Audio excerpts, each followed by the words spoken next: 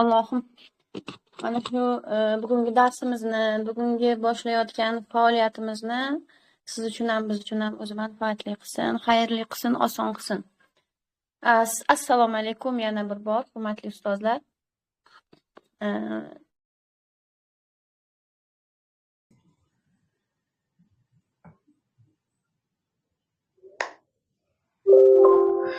Juda ham to'g'ri gapirdilar Yangijon. Faol o'qituvchilar juda ham faol, mashalloh, ko'z tegmasin. 3-4 kun ichida ommalashtirish ishi qilaman. Men mana shu kursda qatnashib, Alloh nasib qilsa, o'zimni demak metodik ishimni kerak bo'lsa respublika miqyosida ommalashtiraman deya maqsad qilgan ustozlarimiz xush kelibsiz. Rahmat ishonch uchun. Hozir men ekran ulashaman. Ekran bor yo'q, menga aytasiz, xo'p? Ustoz. Men chatga qaramayman, chatdan xabardor bo'lib turasizlar, xo'p qizlar? Xo'p. Men kompyuterdaman. Rahmat.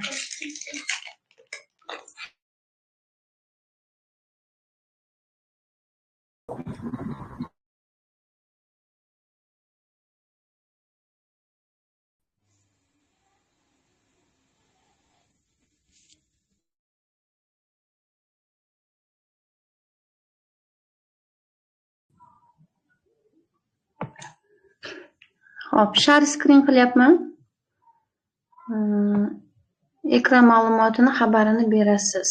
Hop. Ekran ko'rindimi?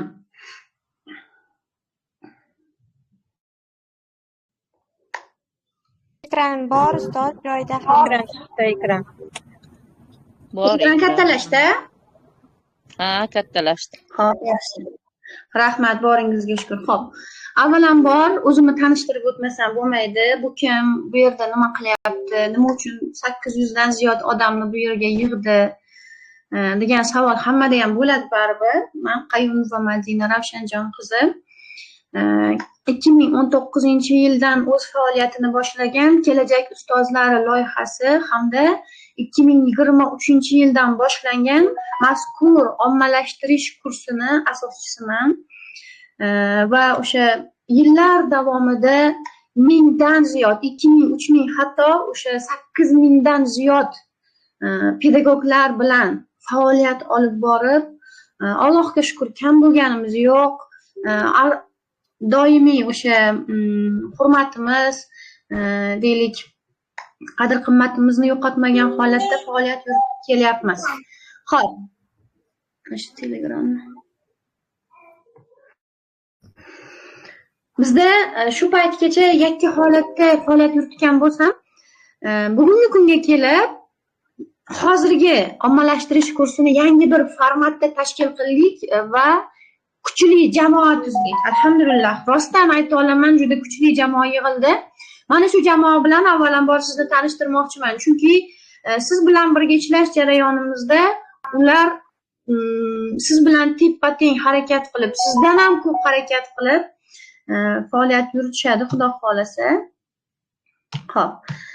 Birinchisi, o'sha men Qayumova Madina ommalashtirish bo'yicha 3 yillik tajribaga ega ustozman. 1000 dan ortiq ustozlarni o'z ish tajribalarini tuman, viloyat, respublika miqyosida ommalashtirishlariga sababchi bo'ldim, alhamdulillah. Ikkinchi ustozimiz Xolmurodova Mahliyo, ularni juda ham yaxshi bilasiz, qiziqarli metodika kanali asoschisi. Ommalashtirish masalasida ularda mandan ko'p tajriba bor, mandan ko'p tajriba ularda yetarli, men bunga ishonaman. Chunki mana shu vaqt davomida 1000 dan ortiq, 2000, 3000, 4000, 5000, ana boring 20 000 ga yetdi ular. 20 000 dan ortiq ustozlarni, demak, o'z ish tajribalarini ommalashtirish jarayonida yaqindan ko'mak berib kelyaptilar va metodika bilan doimiy qo'llab-quvvatlab kelyaptilar. Jonlar sog' bo'lsin. Allohim kasblariga, ishlariga rivoj bersin. Yaxshi ham borsiz, Mahliyo. Xo'p, keyingi ustozimiz Abdulazizova Adibapam. Men juda ham yaxshi ko'raman bu yerdagi jamoamizdagi har bitta a'zoyimizni, chunki hammalari mehnatkash. hech qachon ortga qaytmaydigan, yiqilsa ham o'rnidan turib yana davom etadigan ustoz. Ya'ni yiqilish darajasi bo'lmagan-ku bularda, lekin aytmoqchiman. 2024-yilda Adiba Pamishlar viloyat miqyosida ommalashdi. Bir ishladik o'shanda ham, hali ular ham sizlar bilan gaplashadilar, xudo xolasa o'z tajribalarini bo'lishadilar. 2025-yilda esa yana bitta ish yozdilar. Bu ishlari Allohga shukr respublikada ommalashdi. Juda ham zo'r mavzuda yozganlar, imen pedagogikasi mavzusi. Va men bo'ldi respublikada ishim ommalashdi, 3 yilgacha hech nima qilmasam ham bo'ladi degan narsani o'ylamasdan yana harakat qilib, mentorlik faoliyatlarida o'qituvchilarda duch kelayotgan muammolarni bartaraf qilish maqsadida o'sha onlayn platformalar mavzusida yana bir metodik qo'llanmani yozib, platformaga joylab, bugun adashmasam 95-96 ball bilan respublikani zabt etdilar. 2-marta. Alloh xayrli qilsin. Sizga ham nasib qilsin. Hammangizga bu narsani tilayman, xudo xolasa.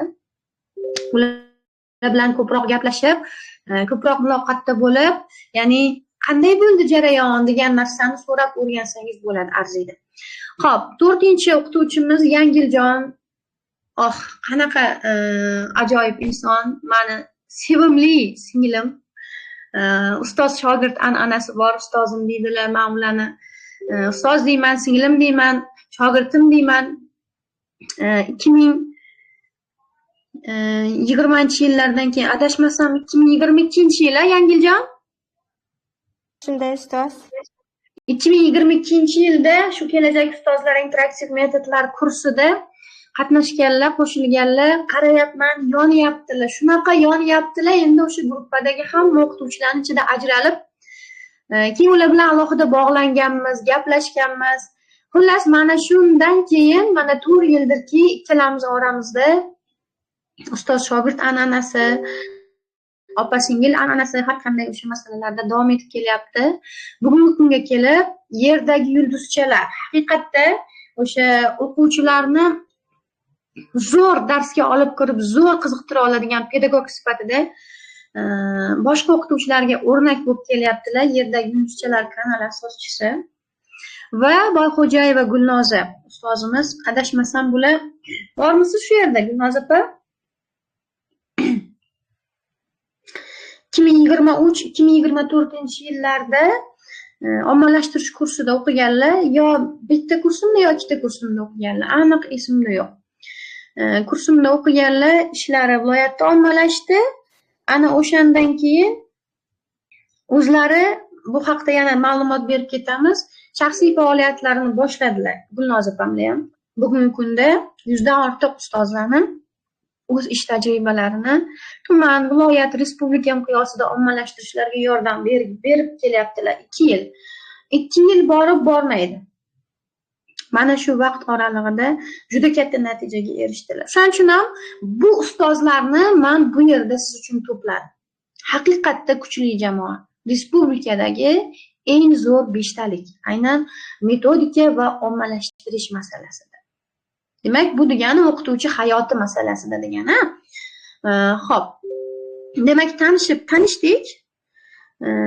Hozir qarang, ommalashtirish o'zi nima degan masalani men yoritib bermoqchiman va bundan oldin sizni shu boradagi bilimingiz qay darajadalik ekanligini bitta sinab ko'ramiz. Yangiljon? Ustoz, sizni lichkangizga tashladim ustoz, siz kanalga qo'shsangiz bo'ladi ustoz. Test. Hozir men nima qilishim kerak? O'zingiz qiling shu ishni.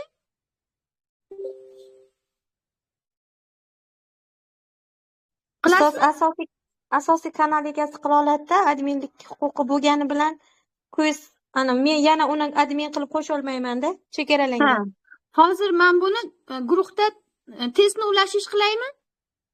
Ustoz, testni ulashish qiling. Xo'p, bo'ladi.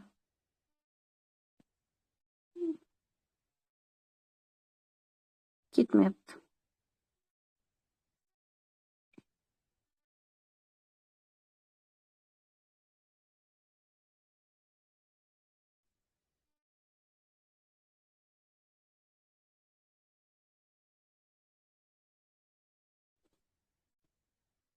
Havolangiz kirib qolmadimi, Yangiljon? Yo'q, ustoz, havolangiz kirmaydi. Nega ketmayapti?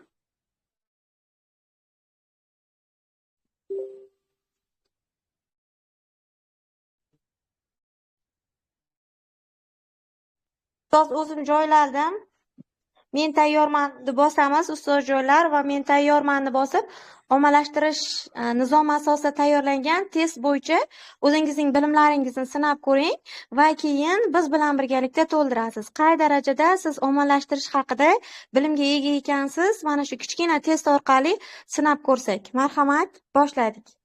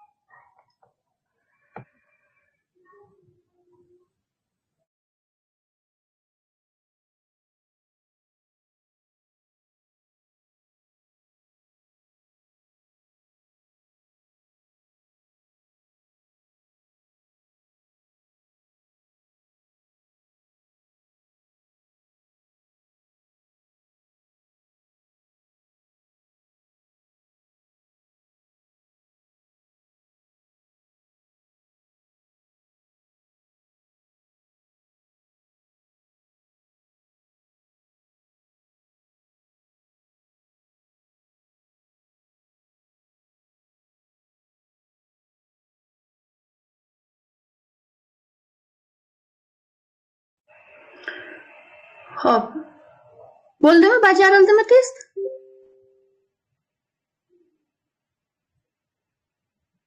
Hali bor. Stop qilaymi?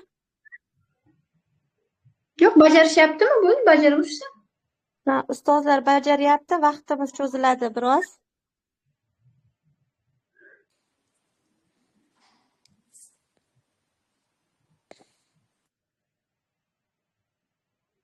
Bitta to'g'ri chiqdi. Umuman bilmas ekanman deb yozibdilar.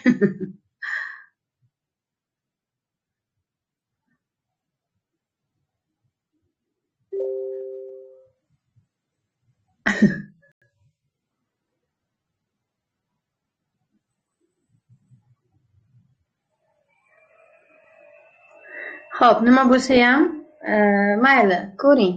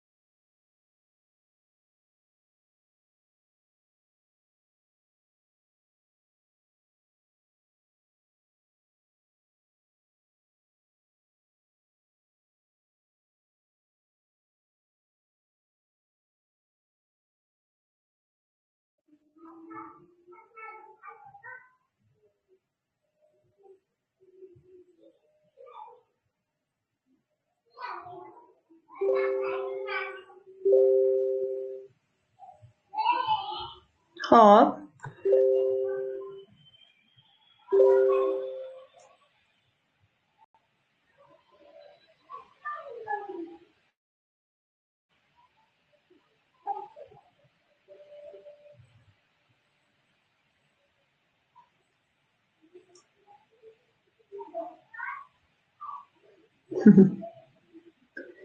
Bo'ldimi, tugadimi?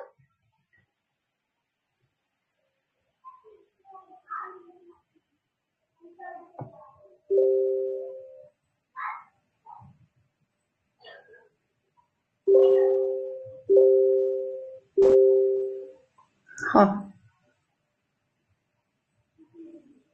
Ustoz, test tugadi, natijalar ko'rinyaptimi sizga? Ha. Xo'p, bizda birinchi o'rinda Shohista O'rakova 6 ta bajaribdilar. Ahmanaliyeva 6 ta. 2 daqiqa 28 soniyada.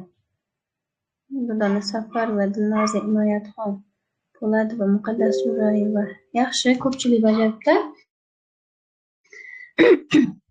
Xo'p, bo'lmasa davom etamiz, ha? Ekranim ko'rinyaptimi hali ham?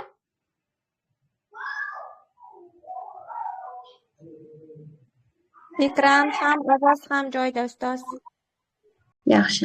Bo'lmasa davom kelgan joyimizdan davom etamiz. Hop, ommalashtirish o'zi nima degan masalada gaplashayotgandik. Hozir berilgan testlardan ko'rdingizki, sizni bilimingiz qay darajada aynan ommalashtirish masalasida. Endi bu narsani sizdagi bo'shliqni bo'shliq deymizmi, yangilik deymizmi, nima bo'lsa ham bugun bizga kerak bo'lgan ma'lumotlarni berishni boshlaymiz. Ommalashtirish bu ilg'or ish tajribasi, samarali metodlar va amaliy natijalarni boshqalarga yetkazish degan. Ya'ni siz o'z ish faoliyatingiz davomida darslaringizda foydalanib kelayotgan u metodlardir, u topshiriqlardir, u amaliy mashg'ulotlardir. Bularni o'sha hujjatlashtirgan holatda keng joriy qilasiz. O'sha butun bir qo'llanma holatida yozib turib, uni o'sha o'zi vaqti soati yetib kelganda ommalashtirish platformasiga joylashtirasiz va bu narsa qay darajada yozilganligini o'sha hakamlar hay'ati ishlab chiqilgan tekshirib, boshqa qilib, kim qayerga mos ekanligini aniqlab berishadi. Bungacha hali ancha bor, bizda xudo xolasa bu jarayonlar bilan yana tanishib chiqamiz. Hop, buni natijasida sizda nima bo'lishi mumkin degan masalani alohida e'tirof etib ketmoqchi edim. Natijada siz bilasizmi, siz darslaringizda balkim yangi metodlar qo'llamasdirsiz, balkim sizni o'zingizni shaxsiy metodikangiz nisbatan kamroqdir.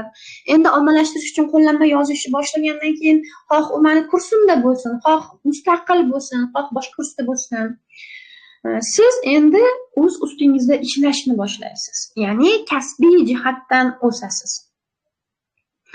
Va endi sizda odat bo'la boshlaydi, darslaringizga yangi metodlarni olib kirasiz.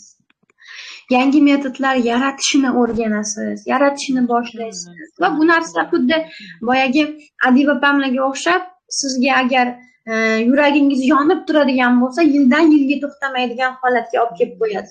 Shu darajada o'sasiz. Bugungi kunga kelib, men bilan birga ishlayotgan, men hamkorlikda ishlayotgan atrofimdagi ustozlarimni hammasi mentor ustozlar. Demak, bugungi kunga kelib, shuni orqasidan ular mentorlik darajasigacha yetishdi. Demak, bu sizning tajribangizni e'tirof etilishi hisoblanadi. Va agarki siz ham kelajakda shaxsiy faoliyatingizni boshlab, mentorlik faoliyatlarini boshlasangiz yoki bo'lmasam balkim siz ham qanaqadir o'zini shaxsiy brendini yaratib turib, o'qituvchilarga ommalashtirish bo'yicha ta'lim berilgan, metodikalar o'rgatilgan o'qituvchi bo'ladigan bo'lsangiz, sizni boshqalarga va o'zingizga moddiy yordamingiz tega boshlaydi. Va bu orada o'sha bugungi kundagi Mahliyoga o'xshab, Yangijonga o'xshab o'z tajribangiz orqali ta'lim sifatini oshirishga ulkan hissa qo'shasiz.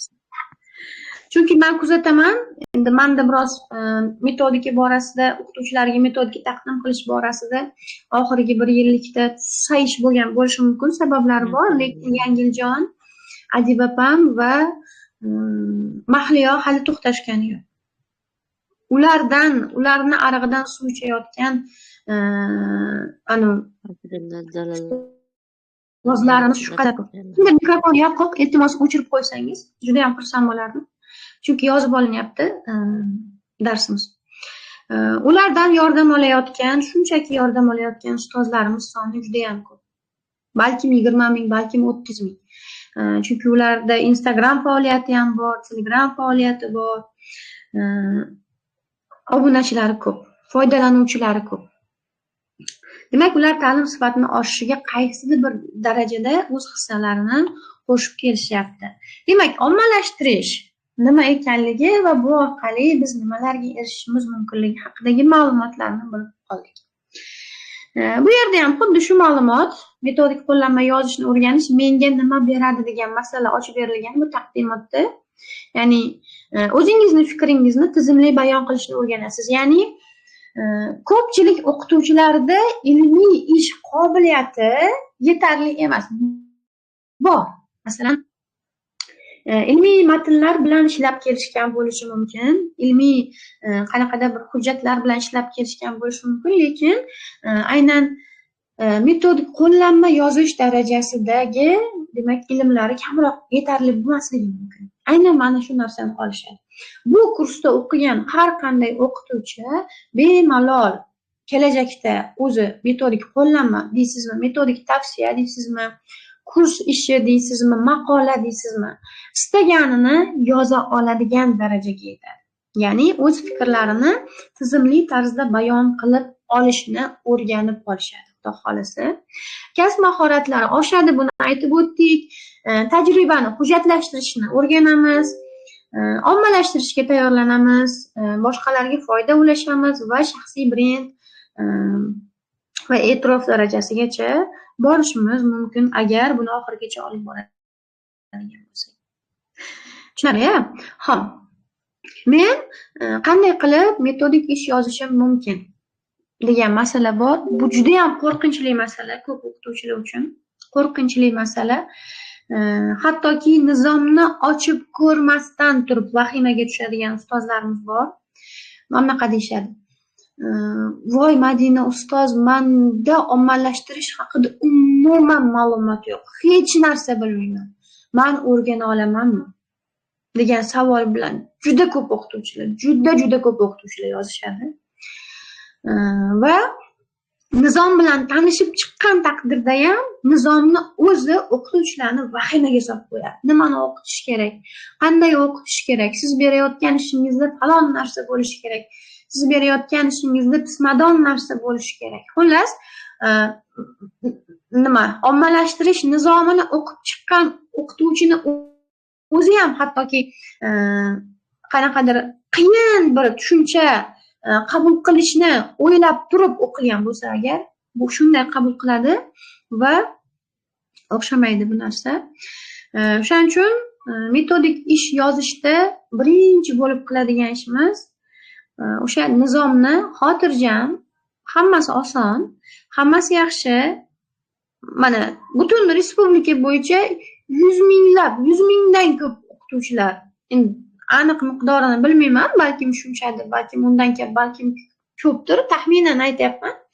O'zini metodik qo'llanmasini, o'zini metodik tavsiyasini yozib platformaga joylay olyapti-da. Endi o'ylab ko'ring, shuncha odam qilgan ishni nima uchun siz qila olmaysiz? Bu birinchi o'sha sozlama bo'lishi kerak sizda. Demak, shuncha odam qilyaptimi?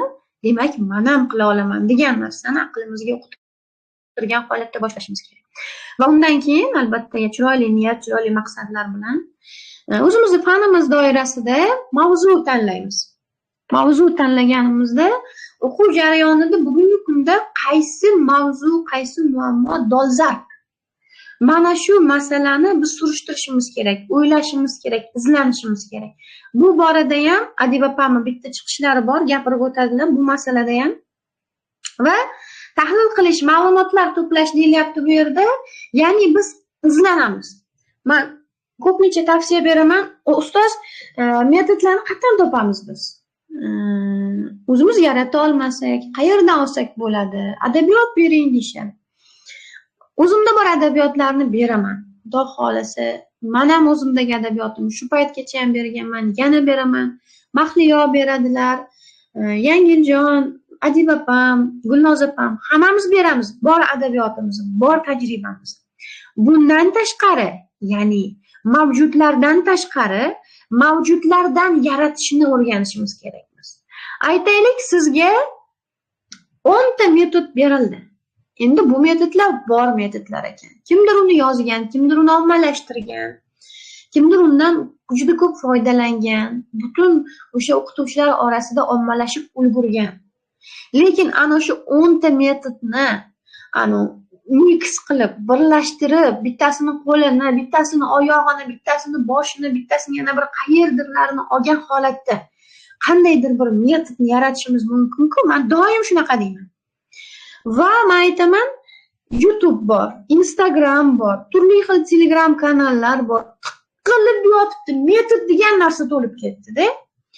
Ana o'shalarni ko'zdan kechirib, tahlil qilib, ma'lumotlarni to'plab, ularni o'sha o'zingizni darsingiz, o'zingizni faningiz, o'zingizni mavzuyingizga o'sha muammolarni mana shu metodlar yordamida qanday yechish mumkin degan holatda birlashtirib, ayirib, qo'shib, bo'lib yangi bir narsa yaratsa bo'ladi-ku, to'g'rimi? Xullas kalom, biz manbalarni, ma'lumotlarni yig'ib turib, o'shalar asosida ishlar ekanmiz. Endi ish tajribasini shakllantirish deyilgan qismi bor. Bunda o'z tajribangizga tayangan holda yechim yoki usulni ishlab chiqing. Amaliy misollar va natijalar bilan asoslang deyilyapti. Bu darslar jarayonida xudo xolasa alohida tushuntiriladi, chunki bu eng muhim qismi, sizga yuqori ballni olib keladigan qism. O'sha darsliklardagi mavzular bilan bog'lagan holatda, o'quvchilar bilan dars jarayonlari bilan bog'lagan holatda bu narsani amalga oshiramiz. Tushunib olasiz hali buni ham, xudo xolasa. Endi metodik ishni tuzish. Bu ham asosiy qism hisoblanadi. Buni hozir qo'llanmaga o'tganimda tushuntiraman. Metodik ishni o'sha nizomda tarkibi berilgan. O'sha tarkibga to'liq amal qilishimiz shart. Va o'sha ishimizni yakunida platformaga joylaymiz. Bu taqdim etish bosqichi hisoblanadi. Endi metodik qo'llanma uchun qo'yilgan talablarni ko'rib chiqamiz. Keyin bu yerdan emasda nizomni o'zini ochib, nizomni o'zidan ko'ramiz. Hop. Hozir men ochib olay.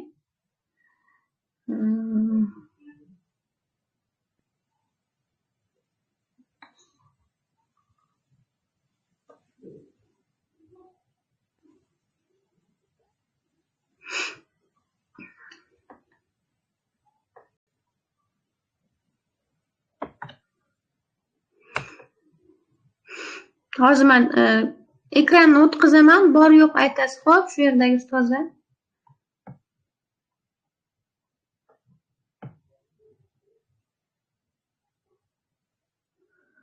Xo'p, qayerdan qilamiz buni? Stop sharing. Share screen. Xo'p, mana.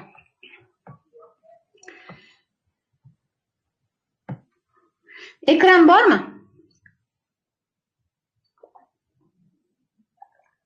Ovoz bormi? Ekran bormi? Ovoz ham, ekran ham bor. Rahmat, Xudoimizga shukr.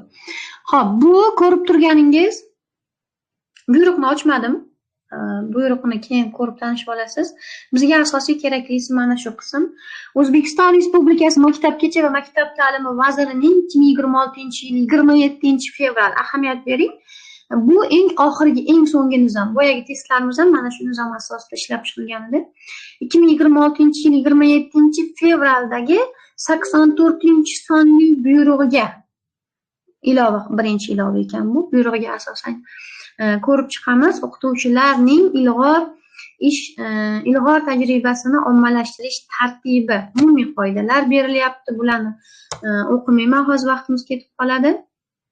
Ommalashtirish bosqichlari, metodik ish. Hop. Ommalashtirish uchun tavsiya etilgan ilg'or tajriba metodik ish deyilyapti bu yilgi nizomda. Hop, metodik ish quyidagi ko'rinishda bo'lishi mumkin. Qo'llanma va tavsiya ko'rinishida. Qo'llanma nima, tavsiya nima bu yerda berilyapti ma'lumotlari. Menga asosiy kerakli qism bu yerni o'qib chiqasiz o'zingiz. Pastroqda men sizga tanishtirishim kerak bo'lgan qism. O'sha yerga o'taman. Mana bizga kerakli qism. Mana qayerdan qanday yozamiz. Bu yerda o'qituvchilarning ilg'or tajribasini va faoliyati davomida qo'llab kelayotgan zamonaviy metodikalarini ommalashtirish uchun tayyorlangan metodik ishga qo'yilgan talablar. Mana shu asosida biz o'z ishimizni yozib chiqamiz. Demak, mazkur talablar o'qituvchilarning ilg'or ish tajribasi va faoliyati davomida qo'llab kelayotgan zamonaviy metodikalarni ommalashtirish uchun tayyorlanadigan metodik ishlarga tatbiq etiladi. Buni endi o'zini alohida punktda talablari bor. Birinchi punktimiz bu metodik ishimizni tuzilishiga qo'yilgan talab. Boya aytib o'tdim, tuzilishiga ham talab ishlab chiqilgan. Bu eng muhim qism hisoblanadi. Mana shu 9 ta qism eng muhim qism hisoblanadi. Bunga doim ahamiyatli bo'lishimiz kerak. Biz yozayotgan ishimizda albatta muqova bo'lishi kerak. Sarlavha, annotatsiya, tarkib, mundarija, kirish, asosiy qism, xulosa, ilova, ixtiyoriy. Mana shular bo'lishi kerak. Xo'p, davom etamiz. Endi mazmuniga qo'yilgan talablar. Biz bu yerda asosiysiga keldik. Mazmunga qo'yilgan talablar qanday? Metodik ish quyidagi talablarni qamrab olish kerak deyilyapti. Demak, amaldagi davlat ta'lim standartiga muvofiq bo'lishi, bu ham muhim. Ya'ni hozirgi milliy o'quv dasturiga muvofiq tayyorlangan bo'lishi kerak. Va qarang. Metodik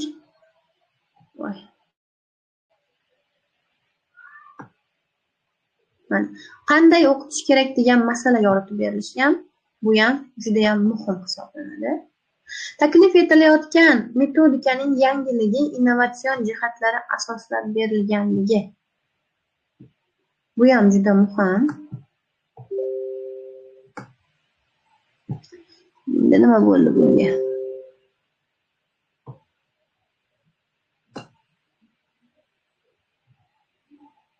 Mana shu qism ham muhim hisoblanadi.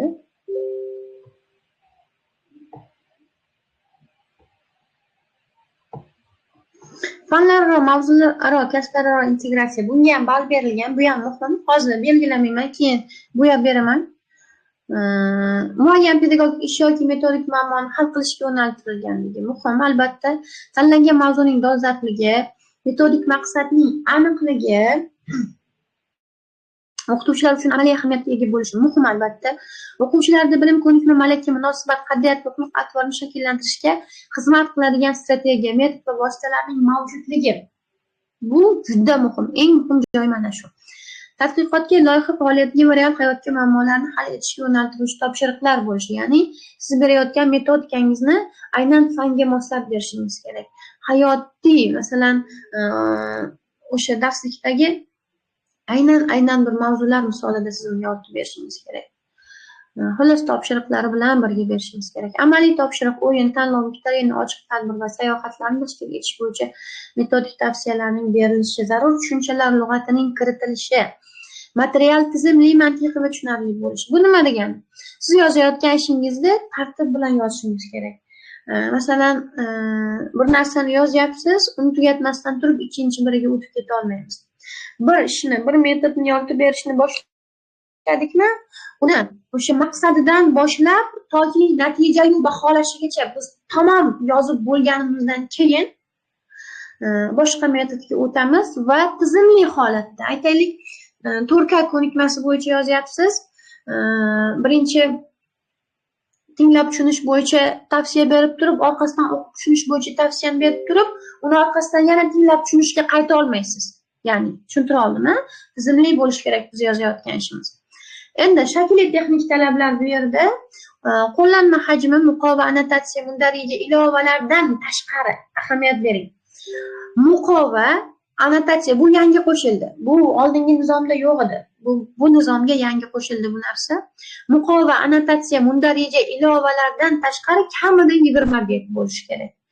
Tavsiya esa kamida 10 bet bo'lishi kerak. Mana shu narsada bizda qiynalish bo'ldi bu yilgi jarayonda. Negaki bu 27-fevralda chiqdi bu qaror. Biz o'tgan yili iyun oyidan boshlab yozishni boshlaganmiz. Eski nizom bo'yicha yozishni boshlaganmiz va sahifasini o'shanga moslab qilganmiz. Endi yangi nizom chiqqandan keyin yana biroz ishlashimizga to'g'ri keldi. Qo'shimcha kiritdik. Yomon joyi yo'q, yana biroz o'sishimizga sababchi bo'ldi bu albatta. Kalit so'zlar bo'lishi kerak. Kalit so'zlar soni 6-8 ta bo'lishi kerak, va Microsoft Word dasturida Times New Roman shriftida tayyorlanishi kerak. Betlar avtomatik raqamlanishi kerak. Jadvallar Wordni tablitsa degan tugmasida qilinishi kerak. O'sha jadval yaratadigan. Qayerdandir kitobdan, qayerdandir kimnidir ishidan biz kesib, ko'chirib, rasmga olib, skrinshot qilib qo'yib qo'ya olmaymiz. Aynan Wordni o'zini imkoniyatlarini ishga solishimizga to'g'ri keladi. Tushuntira oldimmi? Xo'p, shrift o'lchami 12-14, qator oralig'i 1 intervalda bo'lishi kerak. Ilova hajmi cheklanmagan, ilova bo'lishi shart emas, ixtiyoriy. Agar qo'ymoqchi bo'lsangiz, istaganingizcha ilova qo'yishingiz mumkin. Tushuntira oldimmi? Va foydalanilgan adabiyotlar ro'yxati kamida 5 nomdan iborat bo'lishi kerak. Xo'p, yakunlab qolamiz. Mana shuni tugataylik, keyin siz bilan bir gaplashib olamiz. Endi til uslubga qo'yilgan talablar davlat tilida yoki ta'lim olib borilayotgan tilda tayyorlanadi. Ilmiy rasmiy uslubda yoziladi. Atamalar va xorijiy so'zlarga izoh beriladi. Buni darslarda tushuntiraman. Jargon, haqoratli so'zlar, kamsituvchi iboralardan xoli bo'lishi kerak. Buni endi hech kim ham yozmasa kerak. O'quvchilarning yosh xususiyatiga mos tilda yozilishi kerak. Imloviy tinish belgisi va uslubiy xatolarsiz bo'lishi kerak. Imloviy tinish belgi va uslubiy xatolaringiz 2 tadan oshdi, har biri uchun 2 balldan yo'qotib borasiz. Matn ravon, sodda va tushunarli bo'lishi kerak. Demak, mualliflik huquqiga amal qilib, hech qatdan ko'chirmagan holatda biz ishimizni yozishimiz kerak bo'ladi. Titul sarlavhaga qo'yiladigan talab berilgan bu yerda va metodik ish ilmiy metodik jihatdan asoslangan, amaliyotga joriy etishga tayyor hamda ta'lim sifatini oshirishga xizmat qiladigan bo'lishi kerak ekan. Yaxshi. Mana shu metodik ishimizga qo'yilgan talablar, qanday yozishimizga qo'yilgan talablar. Va davomida biz nima qilsak necha ball olamiz degan masala yoritib beriladi. Keling, bundan oldin siz bilan bitta gaplashib olamiz. Xo'p. Shu joygacha tushunarli bo'lyaptimi? Kimdadir qanaqadir savol tug'ilmadimi? Shu joygacha agar tushuntirilmagan mavzu bo'lsa sabr qiling. Shu joygacha kimda qanday savol? Qo'l ko'targanlar bo'lsa, qizlar ochib turasizlar mikrofonni, xo'p?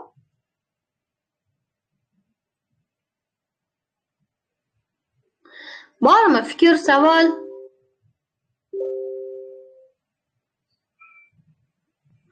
Manfaatli bo'lyaptimi dars? Sizga foydali bo'lyaptimi? Nimadir bera olyapmizmi?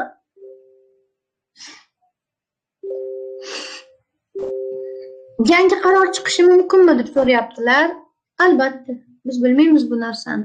Ertaga nima bo'lishini bilmaymiz-ku. 1 yildan keyin nima bo'lishini biz qayerdan bilamiz? Yangi qaror chiqishi mumkin, lekin 2025-yildagi ommalashtirish buyrug'i bilan 2026-yildagi ommalashtirish buyrug'i orasida juda katta farq yo'q. Ozgina bir 10% bo'lib bo'lmaydigangina farq bor. Bu narsani men hozir aytib o'tib ketdim-ku. Unaqa katta farq yo'q. Xo'p, davom etamizmi bo'lmasam qizlar?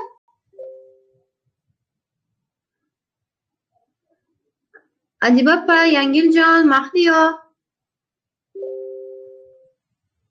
Bu yerdamiz ustoz, davom etamiz. Ustozlarimizning savollari yo'q ekan. balki dars yakunigacha yana savollar tug'ilib qolishi mumkin. Bo'lmasa davom etamiz. Bugungi kunda ommalashtirish ishi yozishda biz uchun eng zo'r X variant deydi-yu, shpargalka dedik. O'sha X variant mana shu baholash mezoni hisoblanadi. Men buni doim aytaman. Sizlarga vazifa beraman. Birinchi vazifa. Qizlar yozib keting, birinchi vazifada ommalashtirish byurog'i nizomini boyagi tepadagi talablar bor-ku, talablarni va mana bu baholash mezonini har bir qatnashuvchi ishtirokchi chiqarib olishi kerak. Bu birinchi vazifa. Yozib qo'yasizlar, anaqaga qadab qo'yasizlar, xo'p qizlar? Ustozlar, o'qituvchilarning ilg'or tajribasi va faoliyati davomida qo'llab kelayotgan zamonaviy metodikalarni ommalashtirish uchun tayyorlangan metodik ishni baholash mezonlari bu yerda berilyapti. Yuqoridagi talablar asosida muqova sarlavha jami 80 ballikda baholanadi. Muqova sarlavha tarkib darajasi mavjudligi uchun 1 ball. Kirish asosiy qism xulosa foydalangan adabiyotlar ro'yxati hamda ilova borligi uchun 1 ball berildi, 3 ball berilyapti. Shakliy texnik talablarga to'liq amal qilinsa 4 ball berilyapti. Boya tepada ko'rdik-ku, u Times New Roman'da bo'lishi kerak, Word'da yozilishi kerak, 12-14 yozuv kattalik bir intervalda bo'lishi kerak degan joy bor-ku. O'shanga 4 ball berar ekan va har bir bajarilmagan talab uchun yarim ball. Bu yangi qo'shilgan. Bu narsa oldin yo'q edi. Yarim ball olib tashlashardi. Metodik ishning mazmuniga, savodxonligiga qo'yiladigan talablar amaldagi o'quv dasturi va rejaga muvofiq bo'lsa 4 ball beryapti. Taklif etilayotgan metodika yangiligi darajasi 12 ball bilan baholangan. Bunda 4 qismga bo'lib chiqishibdi. 4 qism emas, ko'proq ekan. Amaliy jihatdan yangiligi uchun 2 ball, natijalar yangiligi uchun 2 ball, innovatsion elementlar mavjudligi uchun 2 ball va 4 ball ekan, 4 ball. G'oyaning yangiligi uchun 4 ball berar ekan. Jami 12 ball berilyapti. Ta'lim va tarbiyaning yangi shakllari, usullar, vositalar ishlab chiqilgani uchun 8 ball berilyapti. Taklif etilayotgan metod va texnologiyalarni o'quvchilar yoshi psixologik xususiyatlariga mosligi uchun 4 ball berilyapti. Xo'p. Amaliyotda qo'llashga qulayligi uchun 4 ball, integratsiya mavjudligi uchun 4 ball, muayyan pedagogik yoki metodik muammoni aniq asoslab uni yechimini chiqarib berganligi uchun 6 ball, material tizimli ifodalanganligi, boya aytdim-ku shu narsani, tizimli va tushunarli bayon etilgan bo'lsa 4 ball. Agar sizda bir joyda bog'dan, bir joyda tog'dan, bir joyda soydan kelib yozadigan bo'lsangiz, mana shu 4 ballni yo'qotar ekansiz. Metodik ishda qanday o'qitish kerak degan savol mazmunan ochib berilsa 4 ball, taklif etilayotgan metodika kimlar, qachon va qaysi sinflar, qaysi sharoitlarda qo'llanilishi ochib berilgan bo'lsa 2 ball, ya'ni auditoriyani ochib berish kerak ekan. Taklif etilayotgan usul va topshiriq asosida bajarilgan ishlarni baholash tartibi. Bu narsani ham boya aytib o'tdim, baholash mezonini, har bir metodni baholash mezonini biz ishlab chiqishimiz kerak. Bu uchun 6 ball berilyapti va tavsiya etilayotgan metodik ishda o'quvchilarda 21-asr ko'nikmalarini rivojlantirishga qaratilgan yondashuvning mavjudligi uchun 4 ball berilyapti. Ilmiy va rasmiy uslubda bayon etilganligi uchun 4 ball, imloviy, tinish va uslubiy xatolar bor yoki yo'q bo'lgan holatlar uchun 6 ball, jami 80 ball berilyapti. Nima uchun buni chiqarib oling deyapman? Qo'llanmani yozish jarayonida biz mana shu ballardan kelib chiqib ishimizni ichiga ma'lumot tiqib ketamiz. Ya'ni menda 1 ball olishim kerak. Qachonki muqova sarlavha annotatsiya tarkib darajam bo'lsa men 1 olaman. Demak, ishimga shularni kiritishim kerak. Kirish asosiy qism, xulosa foydalangan adabiyotlar ro'yxati men kiritishim kerak. Shunda men 3 ball olaman. Menda bor, demak men 3 ballim bor. Shakliy texnik talablarga mos ishim, demak meni 4 ballim bor. Metodik ish mazmuniga, savodxonlikka qo'yilgan talablarga to'la mos keladi meni ishim. Falon qismadan ballarim bor. Mana shu tartibda o'zimizni ballimizni bemalol hisoblab chiqsak bo'ladi. Bu 2026-yil 27-fevralda O'zbekiston Respublikasi Maktabgacha va maktab ta'limi vazirligi tomonidan ishlab chiqarilgan ommalashtirish nizomi. Buni men guruhga tashlab qo'yaman. yana qaytadan tanishib chiqasiz va albatta chiqarib olib ishingizni yozish jarayonida yoningizda turishi shart. Kelishdik. Endi kimda savol bo'lsa eshitaman.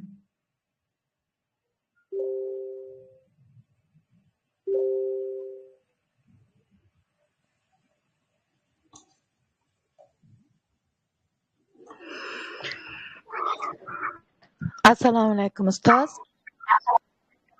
Assalomu alaykum. Savolim bor edi. Boya diagnostik test bajarganimizda tuman va viloyat miqyosida ommalashtirishning muddati necha yil degan savol bo'ldi. To'g'ri javob 1 yil deb berildi. 3 yil emasmi? Shu haqida ham ma'lumot berib yuboring. 3 yil sertifikatingiz. Eshitilmadi aziz. Sizni sertifikatingiz 3 yilga o'tadi. Agar tumanda ommalashtirsangiz 3 yilga o'tadi sertifikatingiz. 3 yil amal qiladi. Rahmat. Xo'p, salomat bo'ling. Xo'p. Endi sizga savolim bor. Biz bilan birga mana shu o'sha metodik qo'llanma yozishni safariga chiqishga tayyormisiz? Agar siz tayyor bo'lsangiz, men o'z jamoam bilan bor kuchimiz, ilmimiz, mahoratimiz va tajribamizni siz bilan bo'lishishga tayyormiz. Bu o'rinda natijalarimizni bir ko'rsatib o'tmoqchiman. Natijalarni gruppasi ham bor. Hozir silkasini tashlab qo'yaman. Kirib ham ko'rsangiz bo'ladi. Bu yerda imkon qadar qo'ydik. O'sha o'qituvchilarimizning ishlari qayerda qanday natijalarga erishdi. Mana shu narsani. Chiqib ketishga shoshilmang, hali davomi bor. Ustozlarimiz hali hech birlari nutqqa chiqishmadi. Shoshmaysiz. Xo'p. Birinchi Mahliyo shu yerdamisiz? Mahliyo.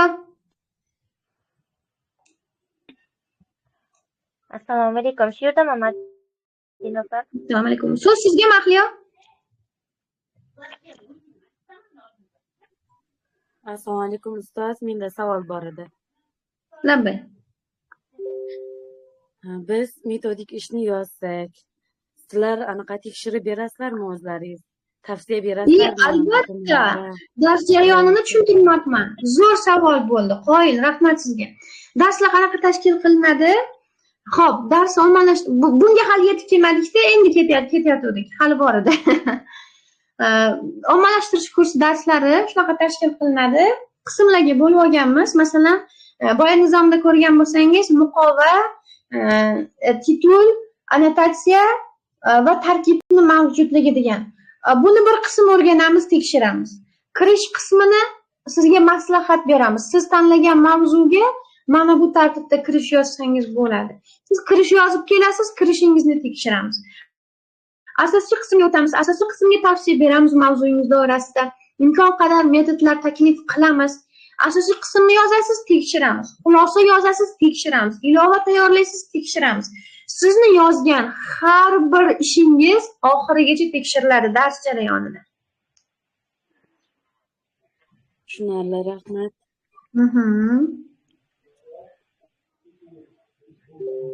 Mahliyo. Shu yerdaman Madina opa. Hozir savollarga javob berib o'tamiz, chunki hamma ma'lumotlarni berdingiz. O'qituvchilarda tug'ilgan savollarga javob bersak, ularga hozir shaxmatda yozdilar, yuqori ball olish uchun nimalarga e'tibor berish kerak? Assalomu alaykum ustozlar. Avvalo sizlar bilan mana shunday onlayn tarzda uchrashib turganimizdan juda ham xursandmiz. Mana shu boshlayotgan kursimiz siz uchun ham, biz uchun ham xayrli, manfaatli bo'ladi degan umiddamiz. Biz qo'limizdan kelgancha sizga o'rgatamiz, bilim beramiz, o'zimiz bilgan ma'lumotlar bilan, narsalar bilan ulashamiz. Xudo xohlasa qiynalmasdan, chiroyli qilib o'z metodik ishingizni yozishga harakat qilasiz va biz bunga yordam beramiz. Ommalashtirish jarayoni aslida umuman murakkab yoki qiyin jarayon emas. Hozir Madina opam tushuntirdilar. Nizom bo'yicha o'zini kriteriyalar bor. Ya'ni baholash mezonida har bitta kriteriya uchun beriladigan ballar bor. Agarda to'liq mana shu mezonga amal qilib, mana shu ballarni to'plashga harakat qilib, talab qilinayotgan narsani bera olsak, yuqori ball olishimizga asos bo'ladi bu narsa. Birinchi tuman bosqichi bo'ladimi? Yo'q, birinchi ommalashtirish jarayonida maktab bosqichi o'tkaziladi. Kengash bayonnomasi bilan birgalikda keyin tumanga tavsiya etiladi. Metodik kengash qarori asosida tuman, viloyat yoki respublika bosqichi asosida ballga ko'ra ko'rib chiqiladi bu jarayon.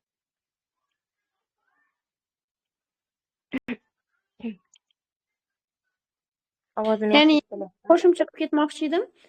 Shunaqa savollar ham bo'lgan. Biz masalan maktab bosqichi uchun alohida ish tayyorlab turib, agar maktabdan o'tsak tumanga alohida, viloyatga alohida, respublikaga alohida ish tayyorlaymizmi ustoz degan savollar ham bo'lgan umuman. To'g'ri. Shunga javob berib o'tib ketmoqchiman. Siz bitta yozgan ishingiz bilan respublikagacha borasiz. Bo'ldi, boshqa ish yozmaysiz. Mahliyo? Xuddi shunday ommalashtirish jarayoni uchun bitta metodik ish yoziladi. Bitta mana shu yozilgan metodik ishingiz, tavsiya yoki qo'llanmangiz maktab, tuman, viloyat yoki respublika bosqichida ommalashgan hisoblanadi. Ya'ni berilgan ballga ko'ra. Maktabga alohida, tuman uchun alohida ishlar yozilmaydi. Umumiy bitta ish yoziladi. Platformaga joylangan natijasida berilgan ball orqali ommalashtirilgan hisoblanadi. Xo'p, yana savollar bormikan? Savollarni berasizlar, tezlashamiz. Assalomu alaykum. Menda savol Ko'pchilikni bor edi. qo'ymaylik deyman. Xo'p, savolingiz bo'lsa bemalol. Savollar bo'lsa yozaverasizlar. Og'iz aka, Chunki bizda oldinda yana qo'shimcha jarayon bor. Platformaga mart-aprel oylarida joylanadi. Odatda eski nizom bo'yicha mart oyida edi. Bu yilgi o'zgarishga ko'ra 10-aprelga qadar joylandi metodik ishlar.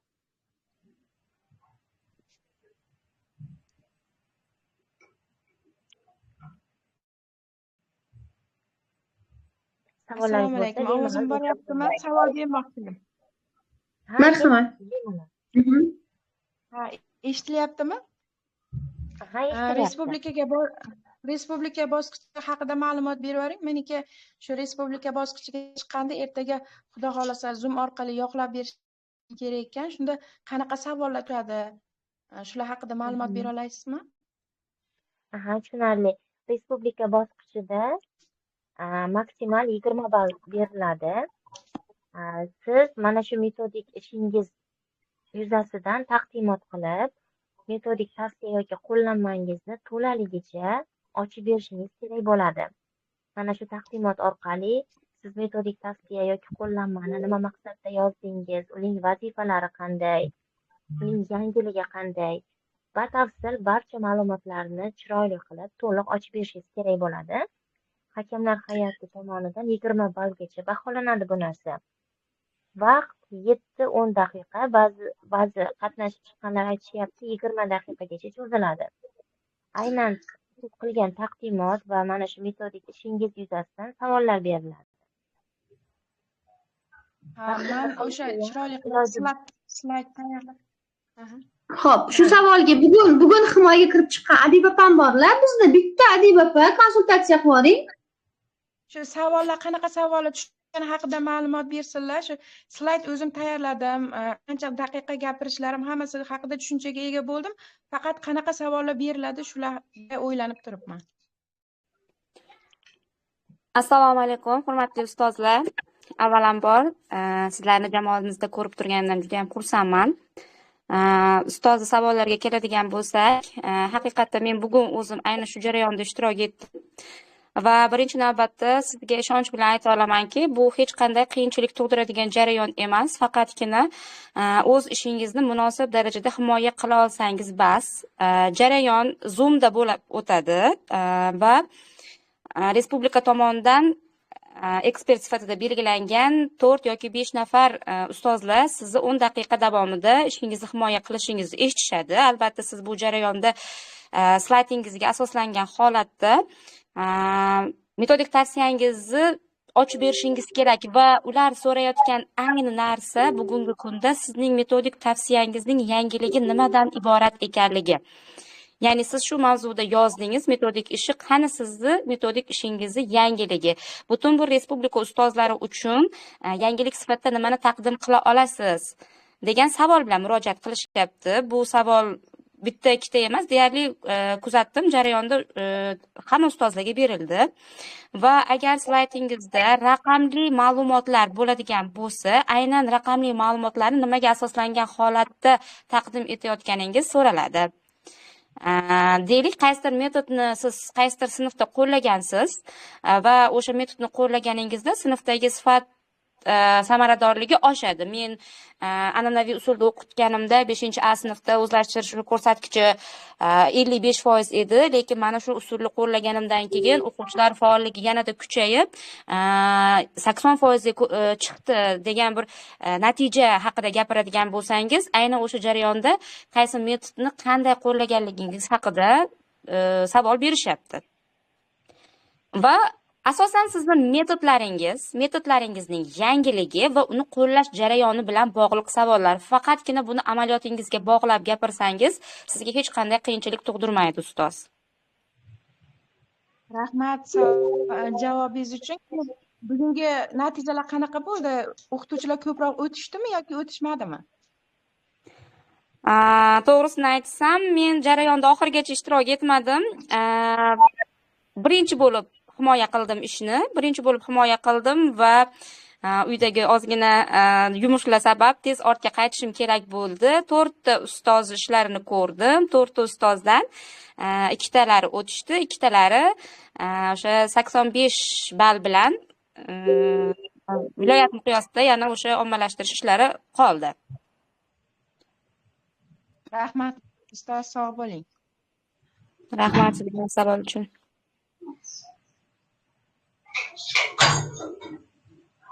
Xo'p, savol javoblarda davom etamiz. Mahliyo, savollar bor ekanmi yana? Hozir bitta ustozimiz so'radilar, tumanda ommalashgan ishim, uni kamchiliklarini qanday bilsam bo'ladi deb so'radilar. Biz kursimiz davomida respublikada, viloyat yoki tumanda ommalashgan har bir ishlarni namuna sifatida ustozlarga taqdim etib, ularni tahlil qilamiz va mana shu orqali xatolari, kamchiliklarini va yutuqlarini har birini o'sha mezon asosida batafsil tushuntirishga imkoniyat bo'ladi. Agarda kursda ishtirok etsalar, ustozlarimiz ham o'tgan yillarda ommalashgan ishlarini metodik jihatdan yoki ommalashtirish nizomi jihatidan tahlil qilish imkoniyatlari bo'ladi. Aynan nima uchun 53 ball olgan, qayerlarida xatoliklari bor, hammasini batafsil tushuntirib, tahlil qilib o'tib ketamiz. Bundan tashqari, yuqori ball olgan ishlar ham namuna sifatida taqdim etiladi. Xo'p, yana bitta savol bor ekan, Mahliyo. Boya tashladingiz shekilli. Qaysi fan o'qituvchilari bizga dars o'tadi deyaptilar. Biz bu narsani tanishtirmoqmiz. Hammamiz filologlarmiz. Bu sizning ustun tarafingiz hisoblanadi. Filologlar har bitta fanni, har bitta yo'nalishni, ilmiy ishini boplab, tahlil qilib berish qobiliyatiga ega o'qituvchi hisoblanadi. Ular universal hisoblanadi. Shu jihatdan biz yutib ketamiz. Nima dedingiz? Albatta, xuddi shunday. Filologiya mustahkam bo'lgan joyda, ya'ni tilshunoslik nutq kuchli bo'lgan joyda har qanday fan yuzasidan o'zining tavsiyasini bera oladigan ma'lumotlar yig'iladi albatta.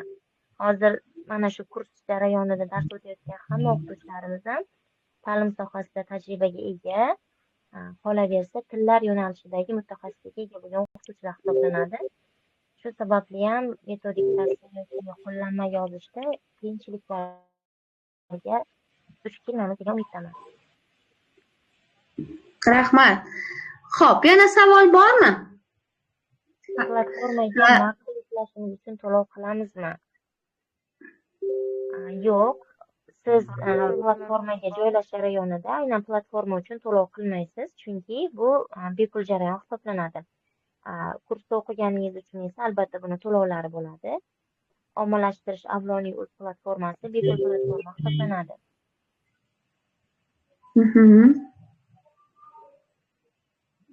Hozir yana bitta o'qituvchimiz yozyaptilar, o'sha tumanda ommalashgan ishimni aynan kamchiligini qanday bilsam bo'ladi?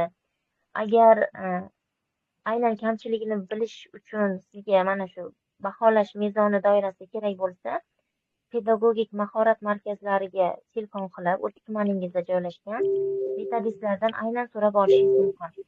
Biz faqatgina o'zimizni o'sha bilim doiramizda sizga tushuntirib, yo'nalish bera olamiz, o'zimizcha tahlil qila olamiz. Aynan hakamlar hay'ati nega bu ballni qo'yganini o'zlaridan so'rab bilib olsangiz bo'ladi.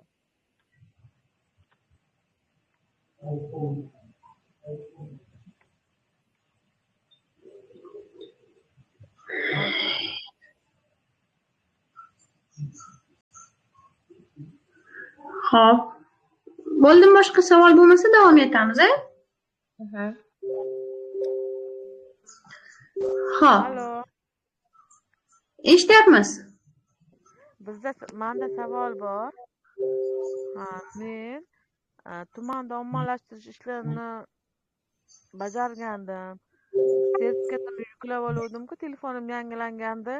Sertifikat o'chib qolibdi. Hozir ustama uchun sertifikatni qayerdan olsam bo'ladi?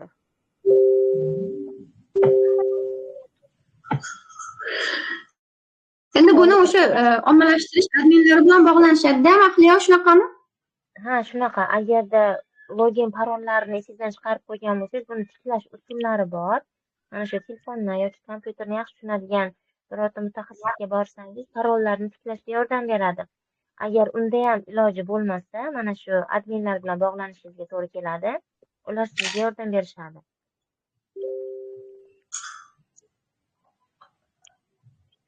Ommalashtirish sayti ishlayotgan ma'qul. Ko'pchilik u yopilgan, sen sertifikatingni ola olmaysan degan fikr bildirishyapti. Agarda eski platforma bo'lsa, rostdan u eski platformani faoliyati tugatildi. Xuddi shunday metodik pedagogik mahorat markazlariga telefon qilib, holatingizni ma'lum qilsangiz, balki sizga birorta yechim berishlari mumkin. Masalan, Namanganda yashasam, Namangan pedagogik markaziga yuboraman-da, Namangan viloyatinikiga. Ha, shunday qilasiz. Xo'p, rahmat. Ommalashtirish jarayonida boshlang'ich sinf ustozlari ham ishtirok etishlari mumkin. Kursimiz jarayonida aynan qaysi fanlardan yoziladi, qay tartibda yoziladi, bular haqida ham ma'lumot beramiz. Barcha fan o'qituvchilari o'z metodik ishlarini ommalashtirish imkoniyatiga egalar. Darslar vaqti hali e'lon qilinadi. 2 haftaga mo'ljallangan. Kichik guruhlarga bo'linganingizdan so'ng o'qituvchilarning vaqtiga ko'ra aynan haftadagi biror kun yoki vaqtlar belgilanadi.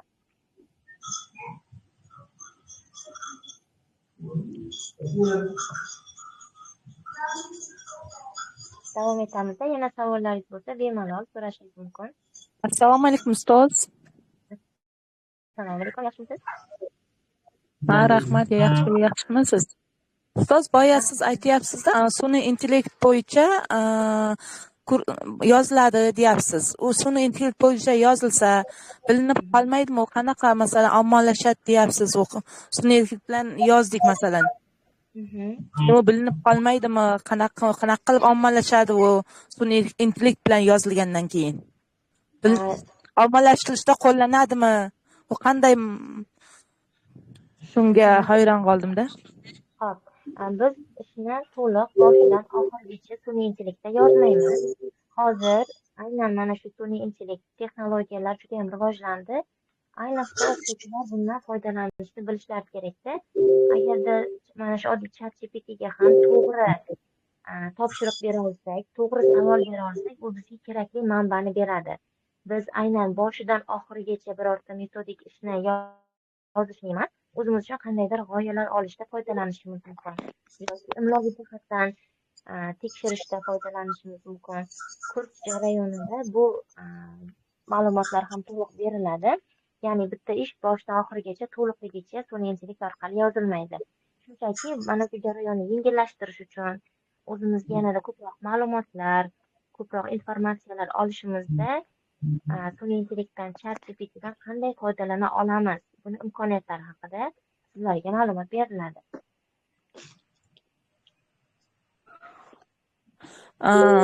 Ustoz, yana bitta savolim bor edi. Hop.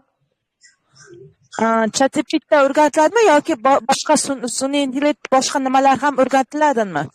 Yoki faqat ChatGPT yoziladimi yoki? Yo'q, biz sun'iy intellekt masalan kurs davomida bitta darsimizni 10 yoki 20 daqiqasini mana shu ChatGPTdan qanday foydalanish haqida o'rgatib ketishimiz mumkin. Aynan sun'iy intellektning qaysi dasturlari, platformalar haqida ma'lumot berilmaydi. Faqatgina ommalashtirish jarayoniga bog'liq bo'lgan holatlar o'rgatiladi.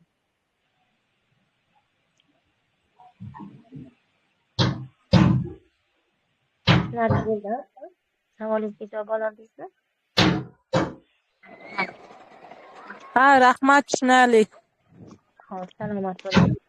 Kursimiz 2 hafta davom etadi. 2 hafta davomida Xudo xohlasa aytilgan barcha vazifalarni o'z o'rnida vaqtida bajarsangiz, ishingizni yozib tugata olasiz.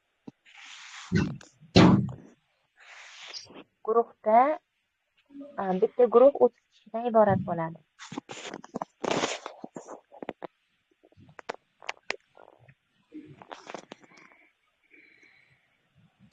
Boyagi savolga men ham o'zimni munosabatimni bildirib ketmoqchi edim. Noto'g'ri tushuncha bo'lgan shekilli bo'ladi. Biz darslarimiz davomida sun'iy intellektni metodik qo'llanma yozishni o'rgatamiz degan narsa bo'lmadi. Bu birinchidan. Biz o'sha o'zingizni faoliyatingiz davomida balki qaysidir bir metodni qo'llab kelayotganingiz sizning shaxsiy metodikangizdir. Ana shu metodni yoki bo'lmasam biz tavsiya qilgan asosda qandaydir bir metod yarata olsangiz, o'sha metodni qanday qilib qo'llanmaga ilmiy holatda olib kirishni yo'l yo'rig'ini o'rgatamiz. Bu borada o'sha darslarimizni Kanikulda borishga majburman. Hurmatli ustoz, bu yerda javob berilyapti. Imkoningiz bo'lsa mikrofonni o'chirib qo'ysangiz juda ham xursand bo'lardim.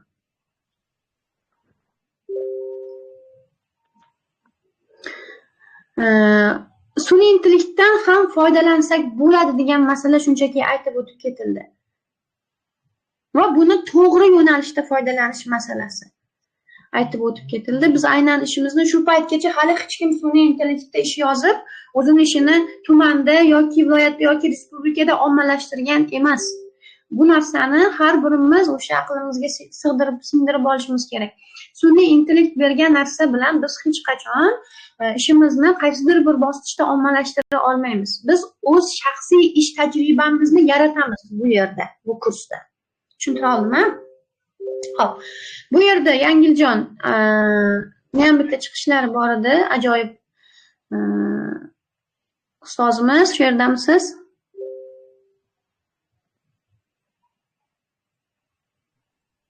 Assalomu alaykum ustoz va ustozlar. Demak, darslarimiz qiziqarli bo'ladi deb o'ylayapman, chunki har bir ustoz ommalashtirish ishiga qiziqish bilan qarayapti. Bugun bizning birinchi darsimiz va siz birinchi darsda sovg'alarsiz ketmasligingiz kerak bo'ladi. Shuning uchun ham biz hozir ustozlar bilan kelishgan holatda o'yin tashkil qilamiz va bu o'yinda sizning omadingiz sinaladi. O'yinda g'olib bo'lgan ustozlarimizga esa kelajak ustozlari kitobi sovg'a qilinadi. Siz aynan kelajak ustozlari kitobi orqali darslaringizni yana ham samarali qilishingiz mumkin bo'ladi yoki aynan metodik tavsiya va metodik qo'llanma yozganingizda esa ushbu kitob sizga beminnat ko'makchi bo'ladi. Demak, hozir sizga ekran ulashamiz va bu o'yinda qatnashish kerak bo'ladi. Birinchi 10 ta ismini yozgan ustozimiz. Kimlar birinchi ismini yozsa, 10 ta ustozimizni olamiz. O'sha ustozlarimiz qatnashishga ega bo'ladi. O'yin 3 marotaba bo'ladi. Birinchi 10 talikka birinchi ustozlarimiz kiradi. Madina ustoz, menga ism aytib turasizmi? Men ekran ulash qilib saytga kiraman. Boshidan boshladim. Kamola. Hozir ustoz to'xtab bir daqiqa ekranni ulab olsam. Ustoz. Demak, biz hozir 30 ta ism olamiz, 3 marta olsak. Aha, ustoz ko'rindimi meni ekranim? Hozir. Ha, ko'rindi. Ustozlarimizga ustoz yana qo'shimcha ma'lumot sifatida aytib o'tishim kerak. Siz men hozir qo'llayotgan o'yinni o'zingizning darsingizda ham o'tkazishingiz mumkin bo'ladi. Buning uchun Google'ga kirasiz va tepada qarang, Filippeti degan sayt nomi yozilgan. O'shanga random deb kirasiz va ismlar yozilgan. Ismlarni o'chirib tashlaysiz va sinfdagi o'quvchilaringizni yozasiz. Men esa hozir birinchi 10 talikdagi ustozlar ismini yozaman. Birinchi Kamola ustoz, keyin ustoz Munavvar. Munavvar ustoz. Hozir ustoz xato yozdi. Xo'p. Lobar ustoz, Malika. Malika ustoz, Nigora. Nigora ustoz, Zebiniso. navbatdagi ustozimiz Dilnoza. Dilnoza ustoz, Hilola Xurshida. Bo'ldi. 10 ta bo'ldi. 2, 4, 5, 6, 7, 8. Xurshida ustozdan keyin yana bir nafar ustoz. Loba. 2 ta Lobar ustoz bo'ldi ustoz. Demak, Oxirgisi. bularning familiyalari ham yo'q ekan. Oxirgisi deb yozib qo'ydim. Anvarimni deb yozib qo'ying.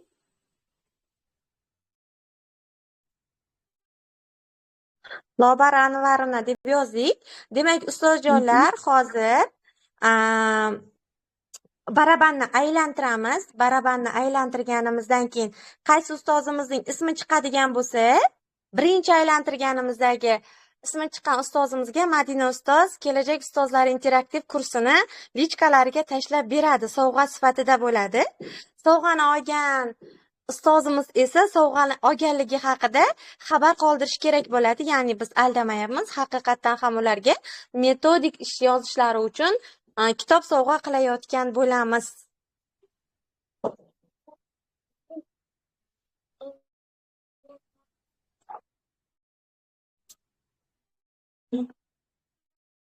Demak, ustozlarning ismi yozilgan va barabanni aylantiramiz. Bismillah.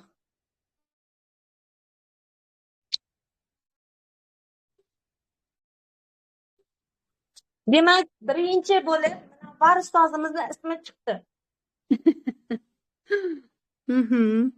Ustoz Munavvar ustozimizning lichkasiga tashlab berasiz-a? Albatta. Xo'p, ikkinchi marotaba yana aylantirsak bo'ladi, ustoz? Aylantiring, ha. Bismillah. Munavvar ustozni chiqarmabman. Agar ular chiqib qolsa yana aylantiraman. Nigora ustozimiz, Madina ustozining lichkalariga yozing va sovg'angizni qo'lga kiriting. Men o'zim ularga yozyapman. Xo'p, bo'ladi va uchinchi ustozimiz. Marhamat, barabanni aylantiramiz.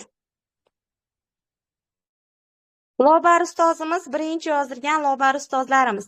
Demak, biz birinchi o'yinimiz orqali 3 nafar ustozimizni aniqlab oldik va mana shu 3 nafar ustozimizga kelajak ustozlari interaktiv metodik qo'llanmamiz, kitobchamiz taqdim etiladi. Ustoz yana o'tkazamizmi yoki yetadimi, Madina ustoz? Kech bo'lib ketdi, hozircha yetar, ha? Hali bu guruhda yana dars tashkil qilarmiz, yana o'yinlar qilarmiz. Albatta ustoz. 10 soat ham deyarli, bizda hali davom bor. Men hozir 3 ta ustozga yozdim. Dars tugagandan keyin sizga tashlab beraman, xudo xolasa. Xo'p, savol javob qildik. Adib opa gapirasizmi? Shu yerdamisiz? Ha, shu yerdaman ustoz. Adib opa, siz bilaman zo'r ma'lumotlar tayyorlab kelgansiz. Undan oldin men ommalashtirish kursi haqida bitta ma'lumot berib ketaman, maylimi? Mayli ustoz. Hozir. Xo'p, siz uchun demak, kurs bilan yana bir marta tanishtirib o'tmoqchiman. Kurs narxi 150 ming so'm. Kurs davomiyligi 2 hafta, har bir guruhdagi joylar soni 30 ta bilan chegaralangan va bir paytda bizda 4 ta guruh ochish imkoniyati bor. 4 ta guruh ocha olamiz. Bundan ko'p emas. Har darsda biz sizga bitta yangi metodni inshaalloh va'da qilamiz va har kurs yakunida eng zo'r yozilgan bitta ish muallifi bilan biz hamkorlikni yo'lga qo'yishni niyat qilganmiz. Mana shu narsaga alohida e'tiboringizni qaratmoqchi edim. Adib opa, bo'ldi. Sizga navbat. Rahmat ustoz. Ustozlar, hammangizga xayrli kech. Yana bir bor assalomu alaykum. Mana asosiy ma'ruzam bu o'sha ommalashtirish ishi yozishdagi asosiy jihat bu mavzularni tanlash haqida. Ustozjonlar, bu guruhda nafaqat endi men o'zimni soham filologiya, ona tili va adabiyot yo'nalishi bo'lganligi uchun o'zimdan kelib chiqib gapiryapman. Lekin bu guruhda barcha fan ustozlari to'planishgan va bizni jamoamiz barcha fan ustozlari uchun metodik yordam bera oladi deb ishonch bilan ayta olaman va yuqori natijani qo'lga kiritadigan metodik tavsiya yozish uchun aynan hozirgi ta'lim tizimidagi dolzarb mavzu tanlash birinchi o'rinda ekanligini alohida aytib o'tmoqchiman. To'g'risi bugun umumiy gapiraman va guruhlarga bo'linganimizdan keyin o'zim nima deydi, namunaviy mavzular tanlab qo'yganman. Aynan o'sha namunaviy mavzularni ustozlarga taqdim qilmoqchiman. Lekin bu narsani boshlashdan oldin shu narsa haqida aytib o'tishim kerakki, hammamiz hozirda kasbiy rivojlanish kuni va kasbiy rivojlanish soati o'quv tadbirlari ishtirokchilarimiz. Aynan bu jarayonda o'zim ham mentor ustoz sifatida yetakchi ustozlarga dars o'taman va bu yilgi ommalashtirish ishini ham shu nuqtai nazardan kelib chiqib tanlaganman. Bu faoliyatda men ustozlarni og'riqli nuqtalarini ko'ra oldim va topa oldim. Aynan shu narsani metodik tavsiya sifatida yozishga qaror qildim. Va amaliyotchi ustoz sifatida sizga shuni ayta olamanki, o'sha aynan ona tili ta'limi, adabiyot o'qitishda o'quvchilarni nima deydi, bir oddiy tinglovchidan faol tadqiqotchiga aylantira oladigan bir metodika, usullarni ishlab chiqish orqali aynan shunday mavzularni tanlash zarurligi haqida aytib o'tmoqchiman. Deylik, o'sha hozirda juda ham dolzarb mavzu hisoblangan matnlar bilan ishlash. Faqat bunda matnlar bilan shunchaki ishlash emas, nano ta'lim tushunchasi bor bizda. O'sha nano ta'limga bog'lagan holatda hammamiz bilamizki, eksplit, implit tushunchalari aynan shu narsani o'sha yangi asr o'rganish modeli sifatida ommalashtirish ishiga mavzu sifatida kiritish mumkin va adabiy nutqiy badiiy asarlarni kompetensiyalarni shakllantirish mavzusida yoki aynan hozirgi kunda dolzarb mavzulardan biri hisoblanib kelayotgan sun'iy intellektni ta'limga to'g'ri integratsiya qilish usullari yoki SEL deymiz biz, ijtimoiy emotsional ta'lim. Deylik, ona tili darslarini ijtimoiy emotsional ta'lim asosida tashkil etish orqali o'quvchilarda qayta aloqani rivojlantirish usullari. Bilamizki, hozir yangi baholash mezonlari, shu rubrikalar alohida nima deydi, bir ta'limga yangilik sifatida kirib kelgan, ya'ni darslarda o'quvchini darsning markaziga qo'yish. Aynan shu bu yerda endi Madina ustoz, to'g'risini aytsam, mavzular haqida gapiradigan bo'lsam, menda juda ko'p ma'lumot bor, lekin bu narsani ustozlarga ham sir sifatida, ham nima deydi, bir qiziqarli jarayon bo'lishi uchun guruhlarga bo'linganimizda o'sha guruhlarda taqdim etishni afzal ko'rdim, chunki hozir o'zi vaqtimiz ham ancha kech bo'lib qolibdi. Agar mavzu tanlash yuzasidan qanaqadir savol berishsa, bu savollarga javob berishga tayyorman. Hozirdan mana men ustozlarni bu jarayonda o'sha ommalashtirish yuzasidan o'tkazilayotgan savol-javoblar, mana o'yinlarda ishtirokchilaridan ko'rib xursand bo'lyapmanki, demak bu jamoada, bizni jamoamizga ishonch bildirib bu guruhga kirgan ustozlarning hammalari o'z oldilariga aniq bir maqsadni qo'ya olgan va maqsad sari harakat qila oladigan, harakat qilishni xohlaydigan ustozlar. O'ylaymanki, nima deydi, alohida jamoada ishlaganda men yanada sizlarga bir ko'proq tushuncha, amaliy qo'llanmalar, yangi metodlar taqdim etishga harakat qilaman va umumiy o'sha jarayonda kengroq va tafsilroq ma'lumot bermoqchiman ustoz. Xo'p, rahmat. bu narsa doim bo'lib kelgan shu paytgacha. Biz o'sha ommalashtirish uchun kursni boshlagan paytimiz o'sha yopiq guruhdagi o'qituvchilarga 100 dan ortiq mavzularni taqdim qilamiz. Turli xil fan doirasida. Turli xil fan doirasida 100 dan ortiq mavzularni taqdim qilamiz. Ular mavzular bilan tanishgan holatda mani ko'nglim mana shunga jiz etdi deydigan bitta mavzuni bemalol tanlab yoza oladilar. Har qanday mavzuda imkon qadar o'zlari uchun notanish bo'lgan yangi mavzularni mani kursimda o'qiysizmi, boshqa kursda o'qiysizmi, mustaqil yozasizmi, maslahatim sizga begona bo'lgan bir mavzuni tanlang. O'sha mavzu bo'yicha o'zingiz ham rivojlanasiz, o'sasiz. Bu zo'r natija beradi. Hattoki o'sha mavzuni ich-ichiga kirib boradigan bo'lsangiz, natija respublika bo'ladi, xudo xolasa. Keyingi masala, sizlarga qat'iy talab qo'yiladi, shartnoma ishlab chiqilgan. Mana shu shartnoma bilan tanishgandan keyingina kursga to'lov qilishingiz mumkin. Hozir men bu shartnomani guruhga joylashtiraman. Bundan maqsad sizni imkon qadar ko'proq ishlashga undash. Ya'ni ishini boshlagandan keyin tashab ketgan, kursga qo'shib ishini yozmay, kursga qo'shilgandan keyin ham ishini yozmagan o'qituvchilarni juda ko'p ko'rdik. Bu mas'uliyatingizni oshirish uchungina. Bu shartnoma hech qanday rasmiy huquqqa ega emas, shunchaki agar siz kursga to'lov qiladigan bo'lsangiz va o'sha yopiq guruhga qo'shiladigan bo'lsangiz, siz bu shartnoma shartlarini bajarishga rozi bo'lgan hisoblanasiz. Shuning uchun shartnomadagi shartlar bilan tanishib chiqing. Va hozir men sizga bot qoldiraman. Agar mana shu kursda qatnashishni maqsad qilgan bo'lsangiz, niyat qilgan bo'lsangiz, mana shu botga yozing va biz siz bilan aloqaga chiqamiz. Darsda ishtirok etgan, darsda qatnashgan har bir o'qituvchiga rahmat. Ketgan vaqtingizga rozi bo'ling. Bugungi dars zapisini albatta tashlab beraman. Yana alohida rahmat aytmoqchiman ustozlarimga va savol-javobda qatnashgan o'qituvchilarga rahmat aytmoqchiman. Hammangizga tashakkurlar. Hozir men bot qoldiraman.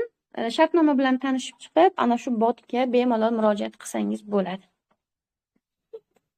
Boshqa gap so'zlar, qizlar sizda yo'qmi ustozlar? Ustoz, shu o'rinda aytmoqchi edimki, masalan, ko'p ustozlarimiz milliy sertifikatga yoki attestatsiyaga tayyorlanish jarayonida bo'lganligi uchun ommalashtirish ishini yozishga ko'p vaqt ajrata olmasligini aytishadi. Lekin ustozlarga shuni aytamanki, ustozlar, siz 2 hafta davomida ishingizni aniq yoza olasiz. Har kuni berilayotgan topshiriqlar va muntazam ravishda qo'yilgan grafik asosida ketsangiz, aynan mana shu 2 hafta ichida bemalol o'zingizning ommalashtirish ishingizni yozib tayyor holatga olib kelib qo'ya olasiz. Siz bu narsadan qo'rqmang. Hozir Madina ustoz dars boshida tushuntirib berdilar. Metodik ish yozish aslida qiyin emas, faqatgina nizom bilan baravar ketsangiz bo'ldi. O'shaning uchun qo'rqmanglar ustozlar. Bismillah deb boshlang, biz esa siz bilanmiz.